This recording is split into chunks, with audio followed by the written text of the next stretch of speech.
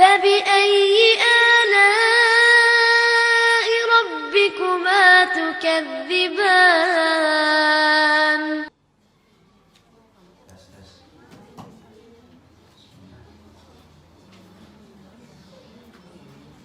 Assalamualaikum warahmatullahi wabarakatuh. Waalaikumsalam warahmatullahi wabarakatuh. Alhamdulillah wassalatu wassalamu ala Rasulillah wa ala alihi wa sahbihi wa man tabi'ahum bi ihsan ila yaumil qiyamah. Ibu-ibu dan umahat yang semoga Allah rahmati, Allah berkahi. Alhamdulillah, tentunya kita senantiasa bersyukur kepada Allah apapun nikmat yang telah kita ucap, maka kenikmatan itu begitu berlimpah. Tidak sebanding kalaupun kita mendapatkan ujian, maka ujian itu hanyalah seujung kuku dan tidak patut apabila yang seujung kuku menenggelamkan semua kenikmatan yang telah kita peroleh dalam kehidupan kita. Walaupun ada di antara kita yang mendapatkan musibah, maka musibah yang mengingatkan kita kepada Allah itu jauh lebih baik daripada kenikmatan yang membuat kita lalai dari Allah Subhanahu wa Ta'ala. Dan itulah menjadikan kita senantiasa bersyukur setiap waktunya, apapun keadaannya dan apapun kondisinya. Yang kita syukuri tentunya bukan hanya kenikmatan saja papan dan pangan. Kenikmatan ini kalau hanya bersyukur pada 3 perkara, maka kita wajar. Syukurnya kita ini syukur materialistik. Syukur materialistik itu syukurnya ketika dia mendapatkan tambahan sandang, papan dan pangan. Tapi ketika dia tidak bertambah sandang, papan dan pangannya, maka dia tidak bersyukur kepada Allah. Ini syukur-syukur materialistik, syukur-syukur yang harus memakai profit dan margin. Kalau ada profitnya dan marginnya baru bersyukur. Ini kata Hasan al-Basri salah. Dan kalau saya juga semacam itu, saya juga beristighfar kepada Allah. Tetapi syukur yang benar itu bukan syukur ketika kita hanya bertambah nikmat sandang, papan dan pangannya, tapi syukur kita itu pada syukur kenikmatan iman. Karena orang yang bersyukur pada kenikmatan iman, kenikmatan ilmu, walaupun sandang, papan dan pangannya tidak bertambah lebih baik, dia tetap bersyukur. Karena dia tahu bahwasanya iman dan ilmu jauh lebih berharga daripada sandang, papan dan pangan. Dan inilah yang menjadikan kita akhirnya mempelajari, akhirnya kita bersyukur apapun kondisinya kita, walaupun papan kita tidak berubah bertambah, pangan kita mungkin tidak bertambah lezat, tetap biasa sebagaimana hari-hari kemarin, kita tetap bersyukur karena nikmat iman itu jauh lebih berharga daripada seluruh finansial dan materi yang kita peroleh. Dan tentunya yang kita syukuri itu ilmu, Bu. Dan saya termasuk orang yang bersyukur. Saya mendapatkan ilmu, komitmen untuk mengikuti sunnah Rasulullah itu diajarkan oleh para ustadz. Saya tidak diajarkan untuk bermusuhan. Terima kasih kepada Ustadz Farid, kepada para asatid yang mengajar saya dulu. Saya diajari untuk mempelajari sunnah, saya diajari untuk mempelajari tentang manhaj salaf, tapi tidak diajari untuk memusuhi orang-orang yang beriman selama mereka memiliki keimanan di dalam hati dan jiwa mereka.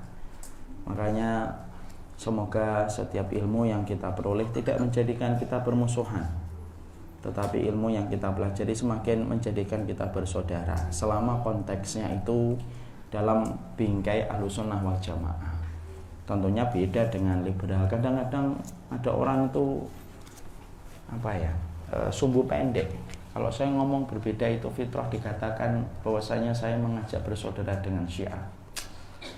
Orang kalau sudah hatinya hasad itu ditambah sumbu pendek itu selalu yang dikomentari tidak jelas. Padahal saya itu mengajak bersaudara kepada mereka yang masih memiliki komitmen kepada perkara-perkara pokok di dalam akidah Ahlussunnah wal Jamaah. Beda dengan kalangan liberal, beda dengan kalangan sekulerisme, beda dengan kalangan-kalangan yang menabrak kaidah-kaidah pokok di dalam akidah Ahlussunnah wal Jamaah. Kita ini sudah terlalu bosan saling bermusuhan. Ngaji tetapi akhirnya kita belajar memusuhi orang. Ngaji tetapi kita belajar untuk mencela orang. Dan kita juga harus paham, memang betul kita itu hidup harus bermanhaj. Manhaj kita itu mengikuti Nabi dan para sahabat Nabi SAW. Manhaj itu bukan ngikutin ustaz. Banyak orang yang sekarang itu bodoh dan naif mengatakan manhaj itu ngikutin para ustadznya.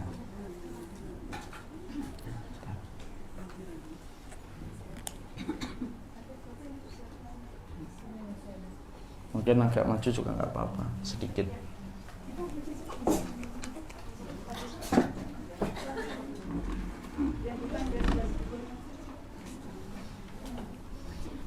Saya doakan semoga GKS nanti bisa beli screen di sini. Jadi nanti yang di sana masih bisa pakai screen insyaallah. Atau mau dibantu sama Syamila? Kira-kira mau dibelikan? Kalau mau dibelikan, insyaallah kita belikan. Sudah? Maka inilah yang menjadikan kita harus senantiasa bersyukur kalau ilmu yang kita dapatkan merujuk dan bernasab kepada Nabi, dan kita menghormati perbedaan-perbedaan yang terjadi di antara kalangan para sahabat. Semoga Allah selalu merahmati hati kita, merahmati jiwa kita. Semoga kita senantiasa dalam kondisi bersyukur. Semua yang kita dapatkan tidak lain dan tidak bukan datang dari Allah Subhanahu wa taala. Kepada Allah kita bersyukur dan kepadanya kita menggantungkan segala urusan kehidupan kita.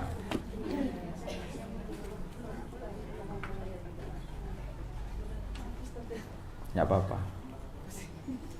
Kalau nggak cukup tak, saya pulang aja.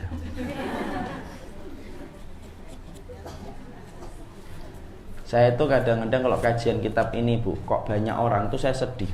Berarti lagi banyak orang mendapatkan. Dan Ibu harusnya lebih sedih lagi. Kalau ustadznya menyampaikan kajian ini berarti ustadznya juga lagi ada masalah. Nah, insya Allah. Masa nerangkan tentang hukum mati bunuh diri, kita harus mati bunuh diri kan? Enggak. Kita mau pelajari. Kita akan lanjutkan kajian kita. Tentunya berulang-ulang sering saya sampaikan di dalam muqaddimah. Di dalam muqaddimah yang saya sering sampaikan adalah seorang mukmin itu tidak hanya dituntut bagaimana dia bersyukur ketika lapang, karena bersyukur ketika lapang sering kita ketahui, sering kita dengar bagaimana yang harusnya kita lakukan. Tetapi seorang mukmin itu dituntut bagaimana dia itu mampu bersyukur ketika sempit, bersyukur ketika mendapatkan musibah. Orang itu akan sulit mendapatkan tahapan bersyukur ketika mendapatkan musibah kalau dia tidak mengerti bahwasanya di balik satu musibah itu ada anugerah yang besar, ada sebuah pahala yang menanti bagi mereka yang mendapatkan musibah. Dan oleh karenanya kita mempelajari kitab ini. Kalaupun nanti tiba-tiba kita tersapa dengan musibah, kita sudah siap dengan apa yang harusnya kita lakukan sesuai dengan petunjuk yang telah disampaikan oleh Allah dan Rasul-Nya. Karena kehidupan normal kita dengan kehidupan musibah itu irisannya tipis Bu. Dan saya baru tahu itu ketika menyadari ketika sebagian dari kita kemarin kena banjir. Rabu siang itu masih normal. Rabu habis asar saya ke masjid masih normal. Rabu habis sholat asar saya pulang, orang-orang memberitahu airnya sudah masuk ke Kemang 3 Ustaz. Oh iya, insya Allah tidak masuk. Pulang ke rumah, kemudian membantu istri atau anak-anak, airnya sudah mulai di depan pintu rumah saya. Dan ternyata ketika saya keluar jalan mutar-mutar, sebagian rumah di Kemang Pratama 3 sudah kemasukan. Antara kenormalan hidup kita dengan musibah itu kadang-kadang batasannya tipis. 1 pekan lalu kita belum digegerkan dengan virus corona, tapi ternyata dari kemarin ada suspek orang yang kena virus corona sudah ada di Bandung, dan kita khawatir karena mengingat anak-anak kita dan keluarga kita. Disitulah kita paham irisan antara kenormalan hidup kita dengan musibah itu tipis. Berapa banyak istri dan suami di waktu pagi harinya mereka bercengkrama, di waktu siangnya mereka bertetesan air mata ketika salah satu pasangannya meninggal dunia. Betapa sedihnya kita kemarin 2 hari yang lalu saya rapat di Bintaro di salah satu masjid. Ada salah satu ustadz bercerita bagaimana ada keluarga normal tiba-tiba bapaknya mengenakan pakaian perempuan dan berkata, inilah fitrah saya, yaitu fitrah sebagai perempuan. Itulah tipisnya batasan antara musibah dengan kehidupan normal. Kita kalau merasa bahwasanya kehidupan kita jauh dari musibah, nah ini bahaya. Akhirnya nanti kita akan depresi dan frustasi ketika menghadapi musibah tiba-tiba menghentak hadir dalam teras kehidupan kita. Makanya petunjuk ilmu itu penting. Kita harus mendengarkan nasihatnya Allah dan Rasul-Nya. dari setiap perkara yang berkaitan tentang apa yang harusnya kita lakukan kalau musibah itu datang. Karena ilmu memberikan berkah, dan salah satu keberkahan ilmu dari Allah itu apa? Menguatkan hati kita. Kita mempelajarinya ketika lapang supaya ilmu berfungsi dan efektif ketika sempit. Salahnya kita itu, Bu, kita ini sering belajar ketika lagi aksiden. Ketika ada kejadian yang sedang berlangsung baru kita belajar. Akhirnya ilmunya belum berfungsi efektif. Tapi kalau kita belajar ketika lapang, walaupun apa yang kita pelajari belum nyampe pada tahapan kehidupan kita, tapi apa yang kita pelajari di waktu lapang itu akan bekerja dan efektif di waktu sempit. Dan kita ini, maaf ya, semuanya rata-rata masyarakat Indonesia itu belajarnya dari setiap perkara dan kejadian. Ketika ada orang ngaku bisa manggil malaikat, kita baru belajar hukumnya manggil malaikat apa. Ketika banyak dukun, kita baru belajar tentang dukun. Ketika ada orang pindah kelamin dari laki-laki dan perempuan, baru kita belajar hukumnya. Belajar ketika dari insiden itu salah satu sifat bukan pencari ilmu yang sebenarnya. Tapi para pencari ilmu sebenarnya itu dia belajar apapun. Baik eksiden itu sudah terjadi, insiden itu belum terjadi, dia tetap belajar. Kalaupun nanti tiba-tiba ada sesuatu yang terjadi, hadir pada teras kehidupannya, maka barokahnya ilmu kalau dia mencarinya diridai oleh Allah, dia akan jalan, Bu, dan efektif, dan akhirnya membantu kita. Karena Allah sudah memberikan jaminan dan garansi untuk kita. Qul hal yastawil ladina ya'lamuna wal ladina la ya'lamun. Emang sama antara orang yang tahu dengan orang yang tidak tahu. Jadi jangan dianggap cuma duduk di majelis kayak gini bawa pulpen. Memang tidak sekeren mereka yang di kantor. Mungkin tidak sekeren mereka yang sedang meeting di tempat-tempat yang mereka anggap itu favorit, dari tempat-tempat kopinya. Tapi insya Allah tempat-tempat semacam ini kalau kita datangi tulus karena Allah, kalaupun satu waktu kita tersapa dengan sesuatu yang tidak kita harapkan, apa yang kita pelajari di waktu lapang akan bekerja efektif di waktu sempit tanpa kita panggil. Karena ilmu kalau barokah ditumpuk oleh Allah pada kehidupan dada kita dan dibuka kembali oleh Allah ketika musibah datang pada kehidupan kita. Nah, itulah yang menjadikan kita mempelajari 40 cara jitu merubah masalah itu tidak harus nunggu dapat masalah. Tapi mempelajari 40 cara jitu merubah masalah itu, kalaupun hari ini Ibu tidak mendapatkan masalah, ya tidak usah mancing-mancing supaya dapat masalah. Tapi Ibu kemudian tetap mempersiapkan supaya kalau datang kita sudah siap dengan perangkatnya. Ya. Jangan sampai nanti terus di rumah mancing-mancing masalah. Suaminya ngomong, "Kamu kok mancing-mancing masalah?" "Iya, saya mau praktek 40 cara jitu merubah masalah menjadi anugerah," dan itu kesalahan fatal. Sekarang kita buka nomor 38 dulu. Pada pertemuan kita yang terakhir, kita mempelajari caranya bagaimana sih merubah setiap masalah itu menjadi anugerah. Halaman 38. Ketemu? Cara yang kita lakukan, metode yang kita kerjakan ketika kita mendapatkan masalah itu, jangan sampai kita mendatangi pada perkara-perkara yang diharamkan. Karena semua perkara yang diharamkan, kalaupun tampaknya itu memberikan solusi, solusinya itu solusi fiktif, solusinya itu solusi imitasi. Ada yang datang pada narkoba, memang secara selintas memuaskan dirinya ketika dia melupakan sementara masalah yang dihadapi. Tapi jeratan dari narkoba itu, masalah yang ditimbulkan lebih besar daripada masalah yang sedang dihadapi. Ada pula yang datang dengan dia bergaul dengan yang bukan mahramnya secara kelewatan batas, maka dia menyangka itu solusi, padahal itu merupakan jebakan setan. Ada yang datang pada dukun, ada yang datang pada paranormal, dan itu juga merupakan sebuah jebakan. Karena setiap solusi yang ditampilkan dan ditawarkan oleh sesuatu yang haram, tampaknya itu saja secara selintas bisa menyembuhkan, tetapi hakikatnya tidak akan pernah bisa menyembuhkan dan tidak bisa memberikan solusi. Sama, Bu, sakit. Kok kita sakit lalu kita kalap, pandangan kita sudah betul-betul tidak sehat, kemudian kita menggunakan obat, yaitu obat yang di dalamnya ada babinya. Lalu cepat-cepat kita berkata, "Tidak apa-apa, ini mandorot, anak khawatir." pengobatan babi, pertama tidak akan memperpanjang umur. Pengobatan babi pun kalaupun kita tinggalkan juga tidak akan memperpendek umur. Tapi yang jelas ketika makan babi dengan kita menggampangkan, yaitu dengan obat yang ada kandungan babinya, itu masalah akidah sudah tidak bicara pada kehidupan kita.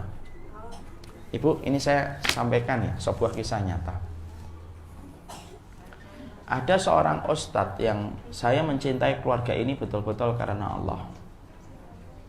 Ustadz ini mendapatkan masalah ujian bertubi-tubi, Bu. Baru beberapa bulan yang lalu anaknya perempuan meninggal dunia, dan itu sahabatnya istri saya. 1 bulan lalu adiknya meninggal. Jadi dalam waktu 3 bulan 2 putrinya meninggal dunia. Qadarullah saat itu saya lagi di luar kota, tidak bisa takziah. Maka ketika saat itu saya telepon kepada beliau, ada sebuah kisah yang luar biasa. Ini kisah akidah, Bu. Ini bukan kisah fiktif, ini bukan kisah ala Koreaan. Saya telepon ustadznya, dia cerita gimana kronologisnya yang kedua ini meninggal dunia. Jadi yang kedua ini meninggal dunia, beliau cerita dalam kondisi lemah ketika mengandung. Dalam kondisi mengandung. Ketika kondisi mengandung, maka semakin lemah. Oksigen semakin lemah. Dan Masya Allah, diterapi, Bu. Diterapi tapi tidak kunjung membaik. Sempat keluarga ini mendapatkan ide dan masukan supaya ke dokter, tapi beliau tidak mau datang ke dokter. Kenapa? Ke rumah sakit tidak mau, Masya Allah ini. Karena beliau dan istrinya sepakat, di rumah sakit belum tentu jaminan obat-obatnya adalah halal. Ini kalau bukan akidah susah. Ketika ada masukan supaya dibawa ke dokter, saya tidak memaksa. Ini saya cerita saja, Bu. Saya tidak menghakimi dan memvonis yang datang ke rumah sakit dan ke dokter ya. Kita mengambil ibrah dari orang-orang yang imannya itu kuat. Maka beliau kemudian, kalau begitu saya ngomong sama istri saya, nah, uminya, istrinya beliau, gimana Mi, kalau sudah ke dokter Bi, saya nggak tanggung jawab Bi kalau ada yang haram masuk ke dalam perutnya. Dah, kedua pasangan ini akhirnya sepakat, khawatir ada sesuatu yang haram. Karena putrinya sudah menikah, Bu, maka kemudian dipanggil suaminya, karena yang lebih berat itu suaminya. Suaminya dipanggil, lalu kemudian suaminya berkata, Bi, saya sudah pernah ngobrol dengan istri saya. Ini waktu beliau menikah, saya khutbah nikahnya.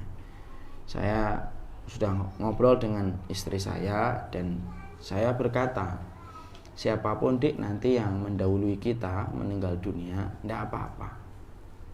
Kita jaga amanah yang Allah berikan kepada kita, siapapun yang meninggal dunia.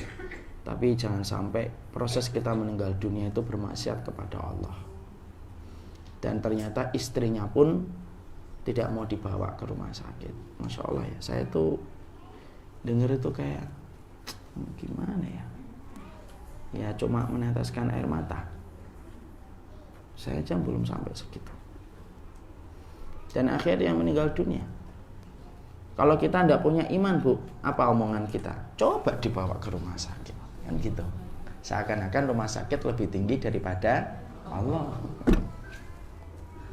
Tapi orang kalau kemudian dia punya iman, dia enggak. Karena rumah sakit tidak memperpanjang umur, tidak ke rumah sakit juga tidak memperpendek umur. Memang itu ikhtiar. Tapi ikhtiar itu pun tetap di bawah takdirnya Allah. Dan keluarga ini bukan tidak berikhtiar, ikhtiarnya sama terapis yang betul-betul dia paham. Terapis itu mengerti mana konten dan bahan yang halal dan haram. Jadi terapisnya banyak, Bu, karena beliau seorang ustadz. Jadi dia punya banyak murid-murid terapis. Terapisnya datang terus ke rumahnya, ngecek terus ya. Dan dengan izin Allah meninggal dunia. Pelajaran yang kita dapatkan itu apa? Yaitu yang kita dapatkan, Bu, kita belajar dari keluarga ini itu apa? Komitmennya beliau untuk menjaga diri dari yang haram itu kuat, betul. Karena memang betul ya, yang haram itu tidak akan menyelesaikan masalah. Datang ke dukun pun tidak akan menyelesaikan masalah. Ke paranormal pun tidak mendatangkan masalah. Dan maaf ya, kalau hari ini sedang viral ada dukun ataupun ada paranormal yang sedang trending di YouTube, itu saya juga heran, Bu. Kalau saya buka trending di YouTube, bukan untuk melihat apa-apa, saya tuh pengen lihat kecenderungan masyarakat Indonesia itu di mana. Itu di antara 10 yang trending, itu kalau tidak 3, 4 konten itu isinya tentang paranormal. Coba deh Bu sekali-kali dicek trending YouTube. Kenapa saya dan beberapa teman-teman di tim saya itu suka ngeliatin trending YouTube? Karena kita pengen melihat nanti dakwah kita itu harus mengarah kemana gitu. Dan ternyata saya masih kaget sekali kalau ternyata paranormal, dukun itu masih menduduki pada tontonan-tontonan favorit sebagian besar masyarakat kita. Makanya inilah yang kita khawatirkan. Kalau kita belajarnya tidak betul-betul secara sistematik, akhirnya kita tidak pernah paham hukum. Dan hal semacam ini akan menjadi sebuah keburukan. Ya kan? Kita sering bingung, ini ada orang ngaku bisa ngundang malaikat, ngundang Rasulullah, ini gimana ini? Sejak kapan malaikat itu menjadi malaikat panggilan? Nah, semacam itu tidak benar. Makanya Ibu, kalau ingin mengetahui, ini saya sudah sering sampaikan dulu di Masjid Babu Taubah, tapi saya ulang kembali di sini. Kalau Ibu ingin mengetahui ruqyah ini benar dan tidak benar, itu kadang-kadang tidak terlalu sulit untuk membedakan. Salah satu hal yang Ibu perhatikan, kalau ruqyah itu betul-betul syar'i, maka sang peruqyah itu ketika dia meruqyah, maka semua yang dia sebutkan itu jelas dan tidak ada yang ditutup-tutupin. Jadi membaca A'udzubillahi minasyaitonirrajim, jelas dia. Allahu la ilaha illa huwal hayyul qayyum, jelas dia. Sampai semua ayatnya bisa kita cek dan tidak ada yang komat kamit. Tapi kalau kemudian salah satu di antara indikator, salah satu, Ibu tidak perlu langsung mengkonnya, salah satu indikator kalau ruqyah itu bermasalah, yaitu adalah ketika ruqyah itu jelas aja di awal, tapi di tengah dan di akhirnya kadang-kadang komat kamit. Ayo sini. A'udzubillahi minasyaitonirrajim. Bismillahirrahmanirrahim.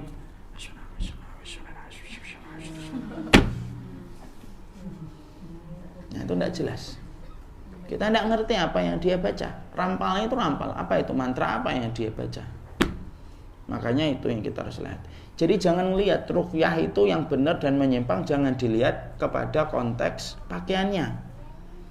Pakaian itu bisa dibeli, Bu. Jubah itu di Tanah Abang 300 dapat 2. Selendang itu 100.000 dapat 1. Jangan dilihat pada pakaiannya. Pakaian itu salah satunya, tapi bukan salah satu indikator primer. Indikator primernya itu terletak kepada bagaimana ketika meruqyah. Dan tidak minta syarat macam-macam, Bu. Karena kita ini Indonesia 3 tahun terakhir selalu kita ini dihangatkan dan dihebohkan dengan ruqyah-ruqyah yang selalu dalam kondisi itu tidak benar. Masih ingat kita dulu ada ruqyah yang katanya ada ulatnya di sini, ternyata cuma pasangan yang sudah dipersiapkan. Kayak gitu-gitu, Bu. Dan saya itu khawatir pengobatan itu salah satu di antara pintunya setan untuk menjerumuskan kita kepada sesuatu yang kurang benar. Nah, makanya kita harus berkewajiban untuk mengetahui ilmunya, karena kebodohan kita itu penyakit. Kebodohan kita ini penyakit, Bu. Obatnya cuma satu, adalah menggali ilmu. Makanya disinilah kita harus paham, jangan sampai ketika mendapatkan musibah kita berlindung kepada sesuatu yang diharamkan oleh Allah Subhanahu wa taala. Apapun itu bentuknya. Karena yang haram tidak akan pernah menyelesaikan setiap masalah yang kita peroleh dan kita dapatkan. Yang haram itu pasti justru menambah masalah, bertambah masalah. Tapi kalau kita mendapatkan musibah, berlindung kepada sesuatu yang halal itu walaupun tidak instan, tapi menyelesaikan masalah tanpa masalah. Dan itu maaf, bukan pegadian. Ya, itu betul-betul solusi syar'i kayak gitu. Ya, Masya Allah, beliau aja setuju dengan saya. Ya. Sekarang kita buka halaman 39.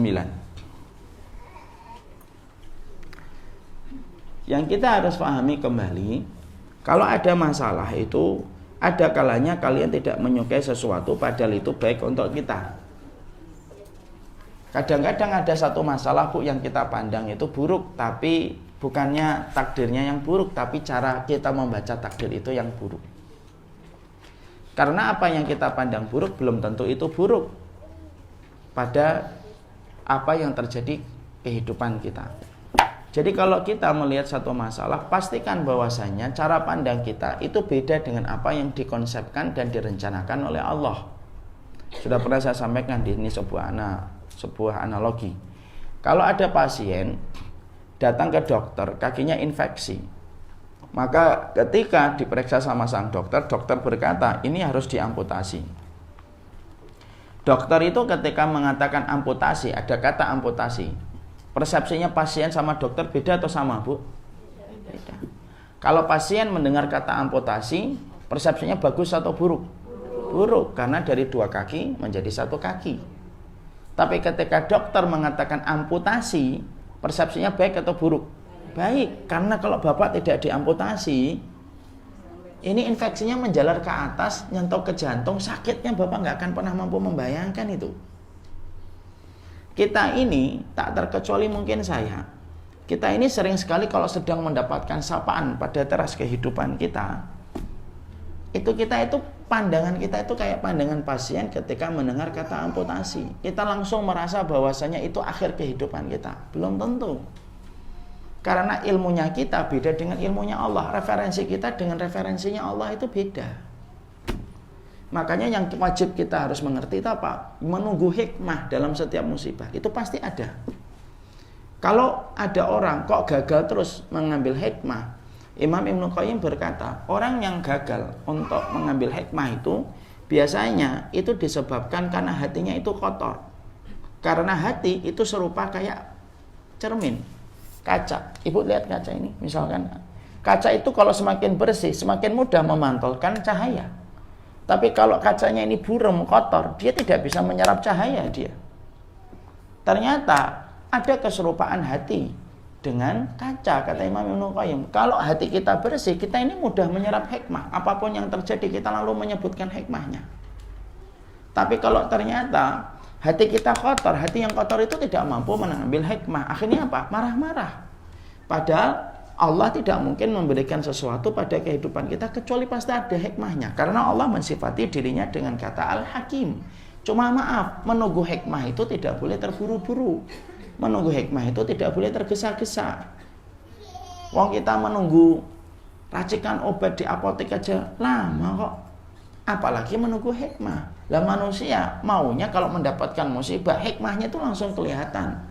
Entah hari ini atau besok. Bukan kita yang ngatur. Hikmah itu yang ngatur Allah. Allah turunkan waktu hikmah itu pun sesuai dengan hikmahnya Allah lagi. Jadi apa yang kita pandang itu belum tentu buruk. Apa yang kita pandang buruk belum tentu baik di hadapan Allah. Belum tentu buruk di hadapan Allah. Sebaliknya juga. Makanya pernah saya sampaikan, pernah nggak kita ngeliat video, ada seorang laki-laki berdiri di pinggir jalan, lagi menikmati lalu lalang mobil, tiba-tiba Allah kirimkan semut mengganggu di kakinya. Dia marah-marah, dihentak-hentakkan itu kemudian kakinya untuk mengusir semut yang menyerang pada kakinya. Mundur beberapa meter dari posisi pertama, baru mundur, sesaat baru mundur, tiba-tiba ada mobil kencang menabrak trotoar, melewati posisi dia pertama kali ketika berdiri. Yang mana kalau Allah tidak mengirimkan semut pengganggu, maka dia akan terpental dan menyebabkan kecelakaan fatal. Pernah ngelihat kita ada sebuah foto di Cina, ada sebuah truk besar semacam ini, Bu.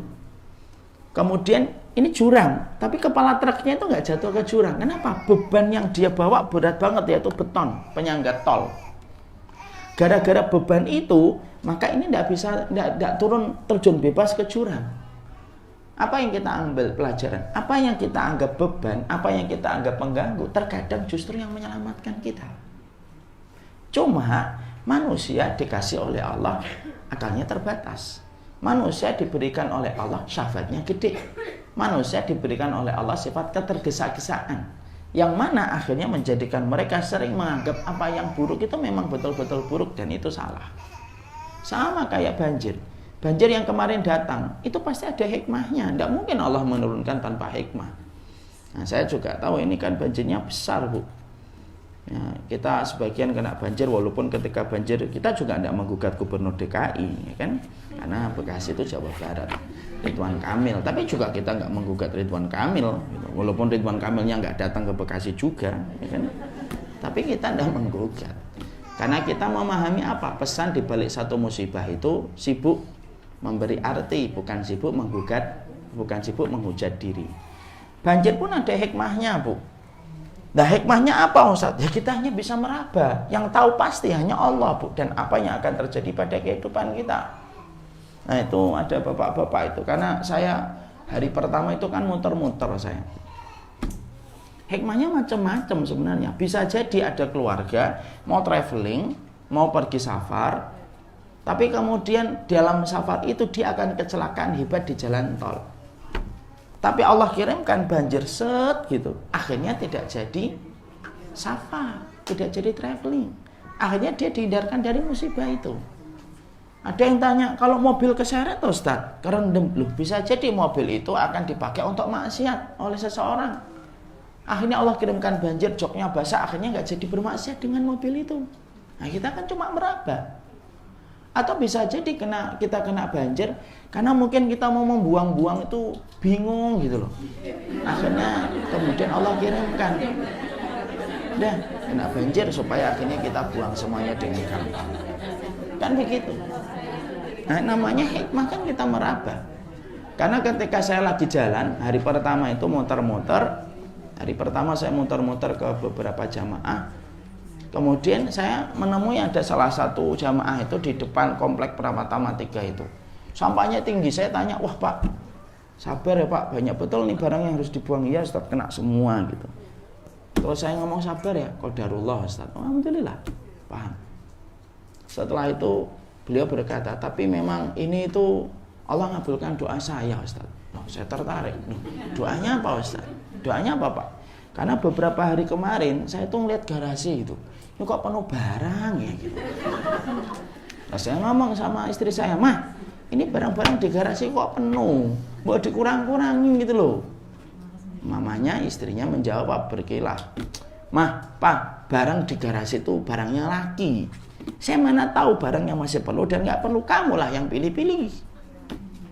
Ternyata Allah mendengar percakapan kami di garasi, Ustaz.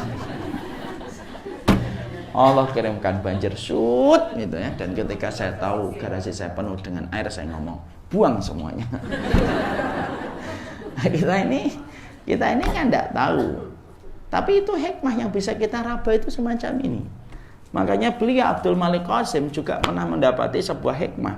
Ada pemuda ditangkap atas kasus yang tidak dia lakukan. Dia dituduh melakukan kasus kriminal. Dia dijebloskan ke penjara. Ketika di penjara itu dia bingung, loh saya ini apa nggak salah kok dimasukkan ke dalam penjara. Ternyata ketika dimasukkan ke penjara di kota, kampungnya terkena musibah gempa atau musibah. Sebagian dari warga di kampung itu meninggal dan jadi korban. Dia selamat salah satunya. Kenapa? Karena dia di penjara. Kalau dia di kampung itu mungkin juga termasuk salah satu yang menjadi korban. Disitulah kita mendapati apa yang kita pandang buruk itu belum tentu buruk di hadapan Allah. Tapi pastinya Allah pasti memberikan kebaikan untuk kita. Yang terpenting itu sabar, nunggu di ruang tunggu, jangan menghujat. Jangan mencela Allah. Jangan kemudian ngatur-ngatur Allah. Jangan suka komentar Allah. Allah itu gimana sih ini? Kok begini sih ya Allah? Loh, kok kita yang lebih tahu daripada Allah?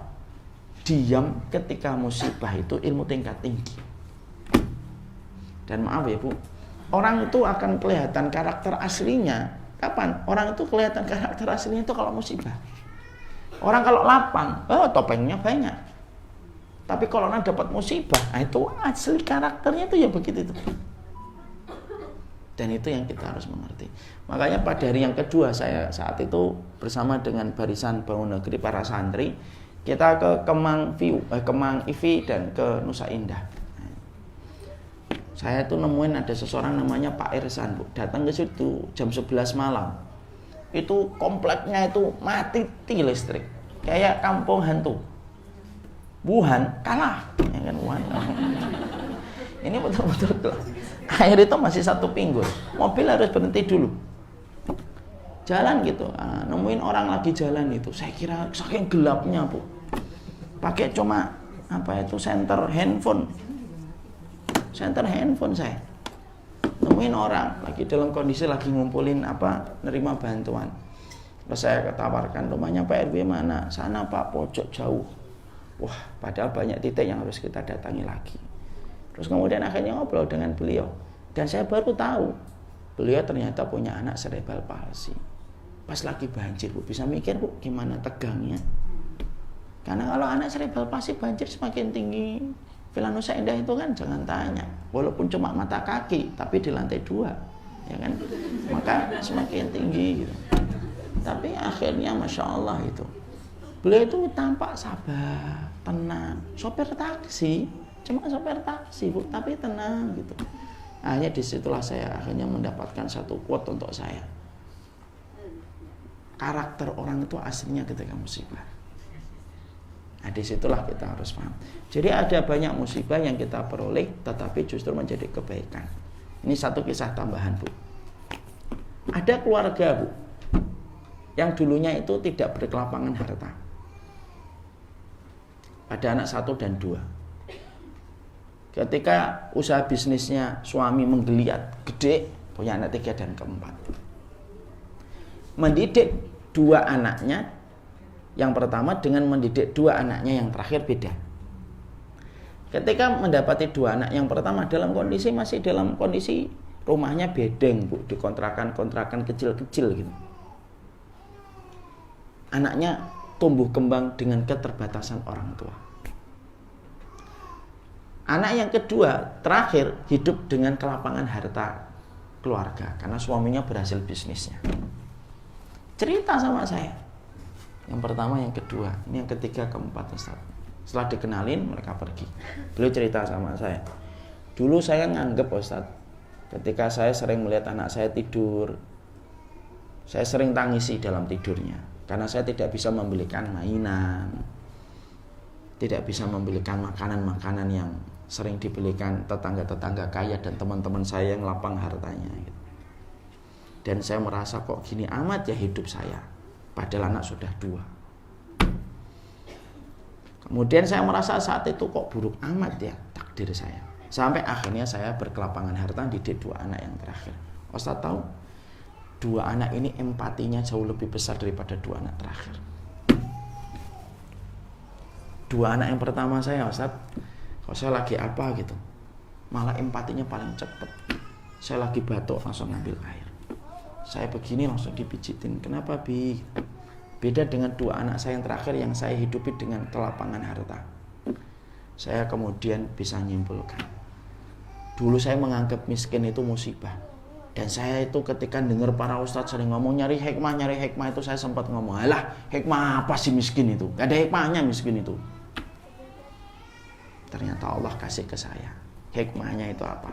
Anak saya yang bertumbuh kembang dengan hal yang sangat-sangat terbatas, justru mereka gak pernah nuntut macam-macam. Mereka gak pernah minta barang macam-macam, Ustaz. Saya belikan handphone merek apapun diterima. Saya nggak belikan mereka mobil, padahal saya bisa membelikan mobil mereka sekarang satu-satu saya bisa. Saya nggak belikan, diem, saya ngetes aja. Dan justru empatinya paling besar.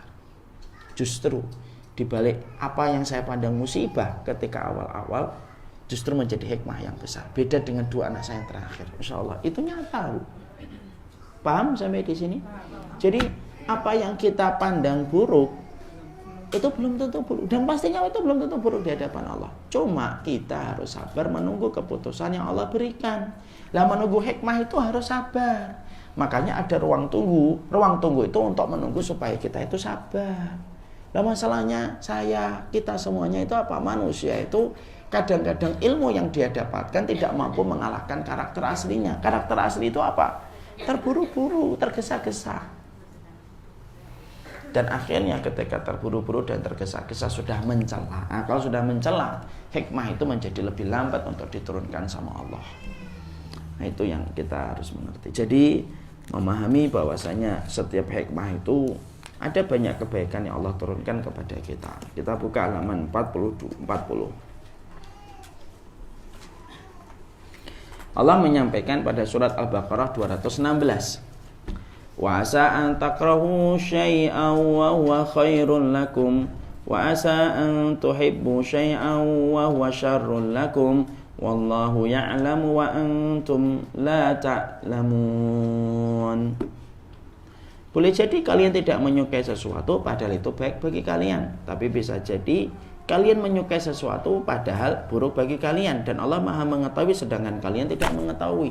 Sebenarnya kalau saya mau pakai jurusnya Ustaz Zaidul Akbar ini lebih jelas lagi, Bu.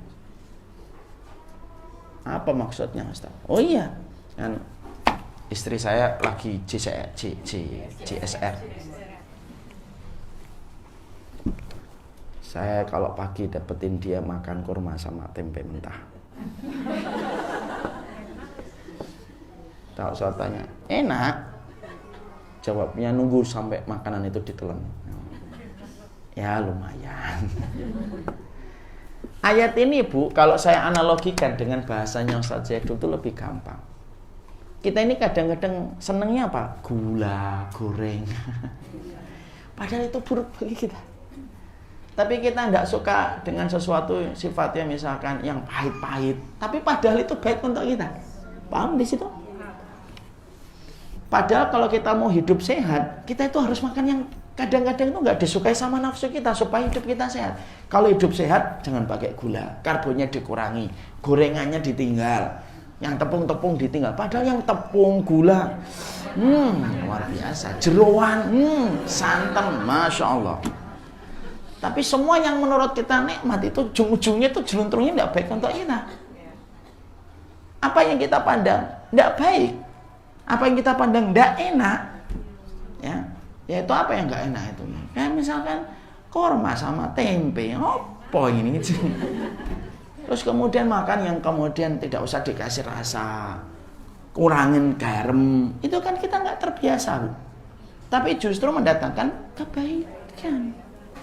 Jadi ayat ini surat Al-Baqarah 216 ini itu nyata ini kalau kita korelasikan dengan makanan pada kehidupan kita. Jadi kalau ada yang masih suka ngomong, memang apa yang buruk menurut kita baik menurut Allah? Lu makanan itu contoh jelas. Betapa senangnya kita dengan gula. Betapa senangnya kita dengan air dingin, es. Apalagi kalau makan soto santan.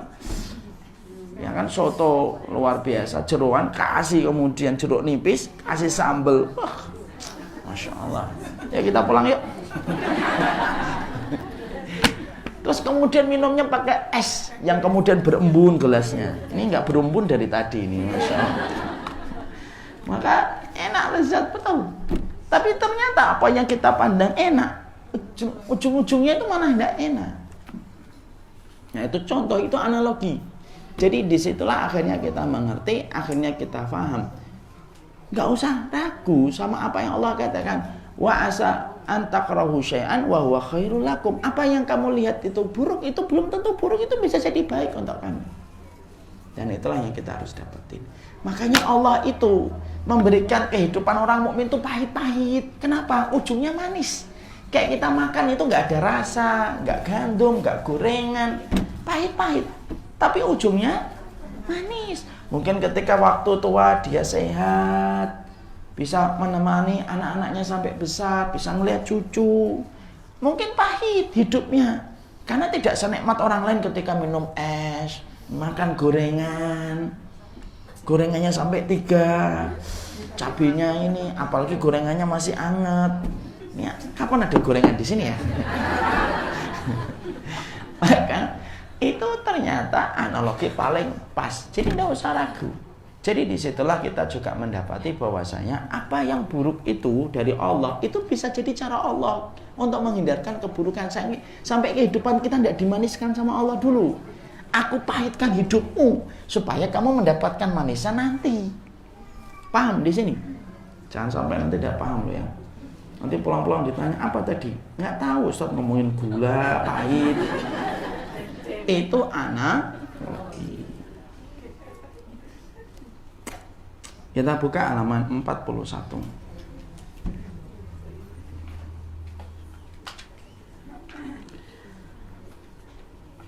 Ke-16. Mengingat mati, kubur, hisab, sirat, dan akhirat yang mencekam. Orang yang mendapatkan musibah itu, salah satu di antara terapi supaya musibah itu tampak ringan, yaitu adalah ketika mengingat mati. Karena mengingat mati, sesungguhnya mengingat mati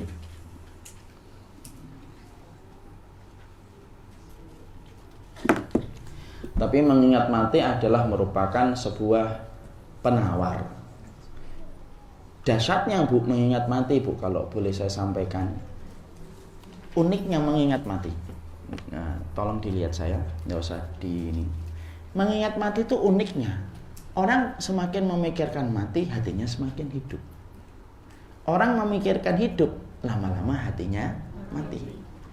Dan uniknya mengingat mati itu bukan satu terapi hanya untuk orang miskin, tapi untuk orang kaya pun kalau mengingat mati terjadi kebaikan. Kalau orang mendapatkan musibah mengingat mati, logis, logik. Oh iya, sesedih-sedihnya saya tuh nanti kalau mati selesai. Logis lah mengingat mati.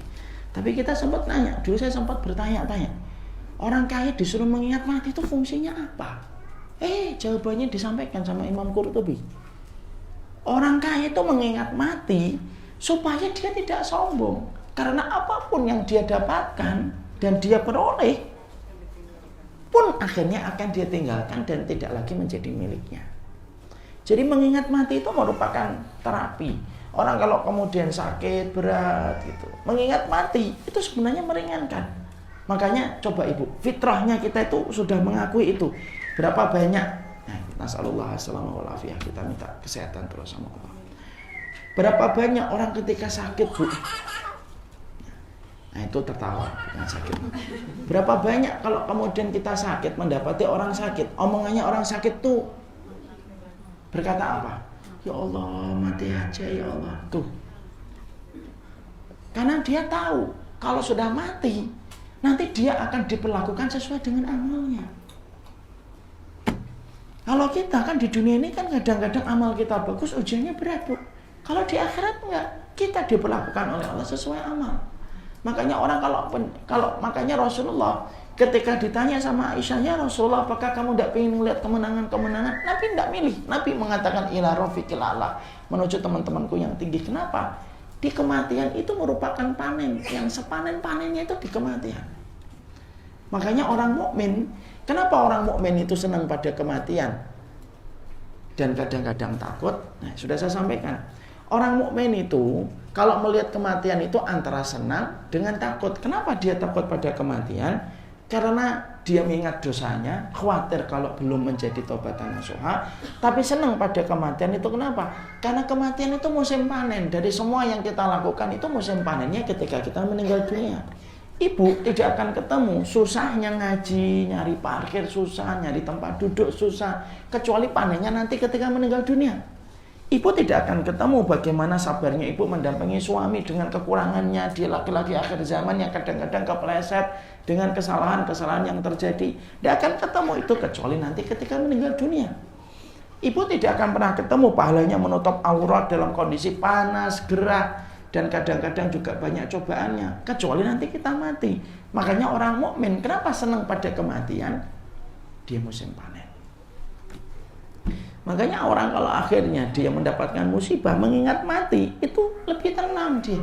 Sesakit-sakitnya kita, itu pun kalau sudah mati, selesai. Orang kena kanker kronis, stadium lanjut, naudzubillah min dzalik. Separah-parahnya kena kanker kronis, kalau sudah mati, selesai. Kankernya tidak akan berkembang. Dia tinggal diperlakukan oleh Allah sesuai dengan amalnya. Dan itu merupakan satu hal untuk menterapi hati kita, supaya musibah itu tidak nampak berat. Toh juga mati kok. Makanya saya sudah pernah menyampaikan di sini kan, makanya Allah memberikan kita, umatnya Muhammad, Rasulullah SAW, umurnya pendek itu bukan karena Allah itu membedakan kita dari umat-umat sebelumnya. Enggak. Justru karena Allah sayang pada justru karena Allah itu sayang kepada Rasulullah dan sayang kepada umatnya, tidak dipanjangkan umur kita supaya kita tidak terlalu lama. Kalaupun mendapatkan musibah, musibahnya itu tidak terlalu lama, tapi pahalanya sama. dengan musibah yang dihadapi kaum sebelum Rasulullah, walaupun jangkanya itu panjang. Paham di sini? Coba kalau kita memikirkan umatnya Nabi Nuh. Umatnya Nabi Nuh itu ujiannya panjang, Bu. Mereka umurnya 1000 tahun. Pada saat itu umurnya panjang, umur umat Nabi Nuh itu sudah sepanjang itu. Waktu tidak berjalan cepat sebagaimana hari ini. Kalau kita umur sudah dipendekkan sama Allah, jalannya waktu pun cepat. 1 tahun sebagaimana 1 bulan, 1 bulan sebagaimana 1 pekan, 1 pekan sebagaimana 1 hari. Makanya lihat, Ramadan tinggal 2 bulan lagi, sudah mau Ramadan lagi. Itu karena rahmat, Bu. Jadi kalaupun sakit, sakitnya sebentar. Tapi kalau nunggu dengan kesabaran dan keridhaan, pahalanya sama dengan umatnya Nabi Ayub yang juga sakit, nunggunya sampai ratusan tahun. Tapi pahalanya sama-sama surga. Makanya mengingat mati itu baik. Makanya kalau kita ada saudara kita lagi sakit, terus berkata, kalau gini tuh mati aja gitu. Ya kadang-kadang kita kan gak nyaman dengarnya. Jangan dong, Bu, panjang umurnya. Tapi perkataan orang yang semacam itu kadang-kadang diucapkan mereka untuk meringankan penderitaan yang mereka rasakan. Tidak usah dilarang. Dulu saya dapetin orang sakit semacam itu ngomong, lebih baik mati saja, Ustaz. Tidak boleh gitu. Ternyata saya kurang benar. Sekarang kalau saya dapetin ada orang sakit, saya jenguk, terus kemudian dia ngomong, kok kayak gini ya Ustaz, lebih baik mati aja. Saya cuma berkata, moga-moga wafatnya husnul khotimah. Sudah aja. Karena apa? Karena bagi orang yang sedang mendapatkan musibah, mati itu kayak terapi yang paling menyegarkan. Karena dia tahu di balik kematian tidak ada lagi rasa sakit yang dia terima. Paham di sini, Bu? Jadi mengingat kematian. Yang berikutnya kita buka 42. Mencari ridhonya Allah. Apa itu? Nah, itulah yang akan menjadi kajian kita bulan depan, insya Allah. Tuh kan, baru aja diajarin sahabat. Udah mau setengah 12. Makanya kita jam 11:04 kita cepetan ya, enggak apa-apa, kita buka tanya jawab. Jadi kita akhirnya mengerti berarti 40 cara jitu merubah masalah menjadi anugerah. Semoga kita termasuk orang-orang yang dikuatkan oleh Allah. Dan semoga ilmu yang kita pelajari di waktu lapang itu akan efektif ketika di waktu sempit. Ala kulli hal, ini yang dapat saya sampaikan. Dan saya menyampaikan ini.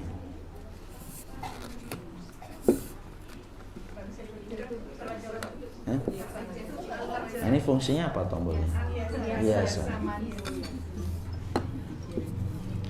Alhamdulillah.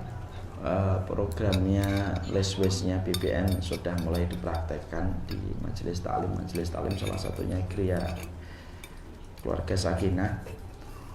Karena memang dakwah itu harus mampu merubah dari narasi menjadi solusi. Dan di antara solusi yang kita harus selesaikan hari ini itu masalah sampah. Dan saya memberikan anjuran supaya setiap para penuntut ilmu itu dia setidaknya memiliki tumbler untuk menggantikan plastik-plastik yang sering menumpuk-numpuk dan menjadi beban masalah bagi bumi. Padahal bumi telah memberikan apa yang kita butuhkan selama ini dengan izin Allah. Makanya Ibu, saya menyampaikan ini dijual tumbler Go Green Gria Keluarga Sakinah. Ini profitnya, keuntungannya dipakai untuk kepentingan Gria Kajian Sakinah, Keluarga Sakinah. Dan bisa jadi membeli peralatan-peralatan kalau jamaahnya semakin banyak gini. Saya sih inginnya nanti di sini juga ada, jadi orang lapang dan nyaman kita buka ini jendelanya jadi kelihatan. mungkin keuntungannya bisa diputar kembali untuk dakwah. Jadi ibu beli sekaligus dapat tumblernya tapi sekaligus berinfak. Tumblernya ini harganya 100.000. Ya, harganya 100.000. Tidak usah nanya, kok 100.000? Saya di pasar cuma 70. Kan di pasar. Di sini di tempat dakwah. Jangan memberikan sesuatu yang sifatnya rendahan pada tempat yang sedang menyampaikan kalimat terbaik di atas muka bumi. Nah, kalau ada satu tempat menyampaikan kalimat terbaik di atas muka bumi, ya kita harus berikan yang terbaik. Nah, beli 100.000 bu, nggak usah pakai uang kembalian. Jadi pas enak, kalau 85 kan harus kembalikan. 100.000 aja. Bismillah, silahkan beli. Insya Allah niatkan 2. 1, karena kita mencintai bumi dan kita dilarang oleh Allah berbuat kerusakan. 2, niatkan sedekah untuk supaya memberikan yang terbaik pada tempat yang menyampaikan kalimat terbaik. Paham ibu-ibu? Ya, silahkan dibeli insya Allah. Moga-moga nanti kalau semakin dibeli banyak fasilitas kualitas dakwah yang bisa kita wujudkan di sini, dan maka semakin efektif kita nanti mau belajar kalimat Allah. Tumblernya habis. Ya Allah, sudah endorse dari tadi habis.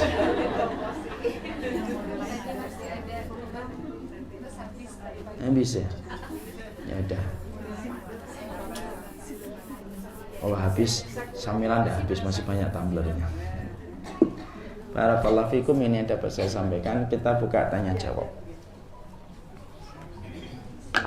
Dari ibu yang ingin mengajukan pertanyaan atau dalam kajian kali ini, silakan.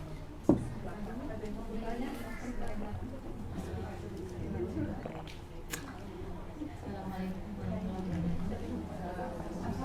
Saya agak tertarik tadi tentang ketika seseorang sedang sakit kemudian dia ingin mati saja. Selama ini persepsi yang kita terima adalah ucapan seperti itu merupakan ucapan putus asa gitu. Nah, gimana cara membedakannya gitu? Jangan sampai kita ketika sakit gitu mengucapkan itu batasannya tipis antara putus asa dengan memang mengharapkan akhir yang lebih baik gitu. Demikian. Sekolah betul. Memang persepsi kita memang selama ini mendengar kalimat itu cenderung untuk putus asa. Tapi kalau saya mulai untuk memperlembut prasangka saya, Bu, sebenarnya orang yang sering mengatakan lebih baik mati saja, itu sebenarnya adalah bagian dari keinginan dia supaya mendapatkan kebaikan dari beratnya dan penatnya sakit yang dia terima. Yang kita lakukan adalah kalau kayak gitu, Bu, maka kita sampaikan, insya Allah kalaupun ditakdirkan meninggal husnul khatimah, ya, itu yang paling baik. Kalau dia sudah disebutkan kata husnul khatimah, tentunya dia paham husnul khatimah tidak akan bersandingan dengan orang yang putus asa. Tapi kita katakan semoga husnul khatimah, tetap ini sakitnya ada kebaikannya yang besar, Bu. Nah, itu kalimat itu yang mengkondisikan supaya kalaupun dia mengucapkan itu dengan persepsi putus asa, maka nasihat yang kita berikan akan mengembalikan dia kepada track kembali yang benar. Paham Ibu? Tapi memang kalau diri kita sering mengatakan minta mati itu sebenarnya boleh atau tidak boleh, kan sudah sering saya sampaikan di kajian kitab. Kalau meminta mati tanpa sebab nggak boleh. Saya pengen mati, kenapa? Bosan hidup. Nggak boleh. Tapi kalau ada orang saya pengen mati, kenapa? Saya hari ini sedang merasakan khusyuknya, nikmat dekat sama Allah, dan saya pengen ketika sedang dekat sama Allah saya dimatikan.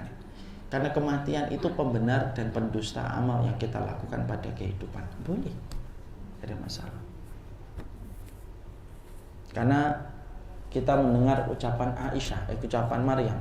Maryam itu ketika dalam kondisi hamil berat, apa yang dikatakan oleh ibunda Maryam?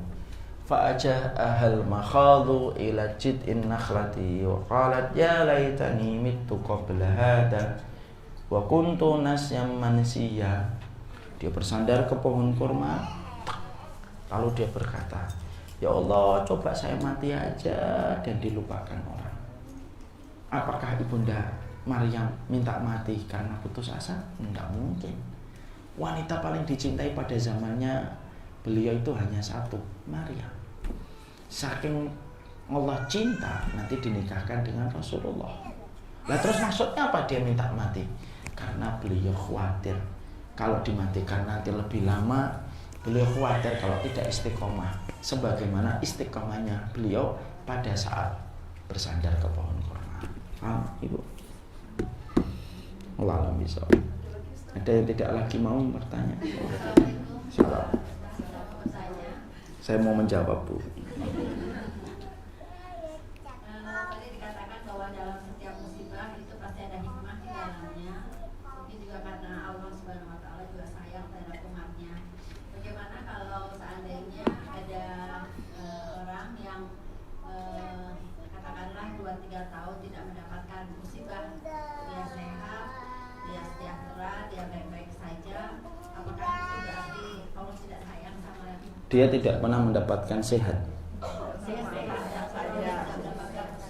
Oh, tidak. Katakan dalam jangka 2-3 tahun itu Pak Ustaz, apakah berarti itu Allah tidak sayang sama orang itu? Terima kasih. Kasih sayang Allah itu tidak hanya pada cobaan, Bu. Tapi kasih sayang Allah itu ketika ada orang yang lapang tetapi dia mampu melubah kelapangan itu menjadi ketaatan. Kalau kelapangan itu menjadi tanda Allah tidak cinta, berarti Nabi Sulaiman gak dicintai Allah. Hidupnya lapang terus, gak kayak Nabi Ayub. Nah terus kalau kita lapang tapi kita pengen merubah kelapangan ini menjadi tanda Allah cinta, jadikanlah kelapangan itu dengan bertambahnya ketaatan kita. Kalau ibu dikasih sehat, rumahnya gak kena banjir, baik-baik aja, anak juga baik-baik semuanya. Nah, kalau di situ yang paling berat, Bu. Kenapa? Kenikmatan itu cenderung melalaikan kita. Cuma kalau ibu nggak lalai, ibu rubah setiap kenikmatan itu menjadi ketaatan yang bertambah. Makanya setiap kenikmatan yang kita peroleh harus kita rubah menjadi ketaatan yang kita kerjakan. Insya Allah, kalau setiap kenikmatan ibu sikapi dengan ketaatan, maka kenikmatan yang didapatkan itu indikator keridhaan Allah. Paham Ibu? Ya, saya kira cukup kajian kita pada kesempatan siang kali ini. Semoga Allah memberkahi kita, memberikan kebaikan untuk kita. Kita tutup dengan kafaratul majlis. Subhanakallahumma wa bihamdika asyhadu an la ilaha illa anta astaghfiruka wa atubu ilaika. Saya serahkan kembali kepada pembawa acara. Jazakallahu khairan Ustaz.